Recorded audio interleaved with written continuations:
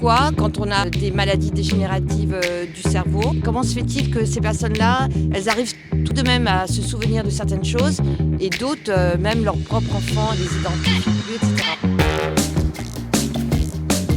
Alors quand on côtoie une personne qui a la maladie d'Alzheimer, il y a une chose qui vous frappe bien souvent, c'est que cette personne va évoquer spontanément des souvenirs de son enfance, de sa jeunesse, des anecdotes qu'elle aura beaucoup de plaisir à raconter, alors même que cette personne va être très en difficulté pour raconter ce qu'elle a fait la veille au soir par exemple. Ça s'explique. Nous avons deux grands types de mémoire, la mémoire qu'on appelle épisodique, qui est la mémoire des souvenirs personnels, et la mémoire dite sémantique, qui est la mémoire des connaissances. La mémoire épisodique, celle des souvenirs personnels, est très dépendante d'une structure dans le cerveau qu'on appelle l'hippocampe. Or, la maladie d'Alzheimer va toucher très rapidement cette région du cerveau, l'hippocampe et les régions para-hippocampiques, et donc cette mémoire des souvenirs personnels va être très vite et très fortement impactée. Les souvenirs d'enfance, on a eu l'occasion de les évoquer des centaines de fois tout au long de la vie, donc à force d'évoquer, d'activer ces souvenirs, en fait ils vont changer de statut dans notre mémoire et ils vont passer de la mémoire épisodique à la mémoire sémantique. Ça va devenir des connaissances que j'ai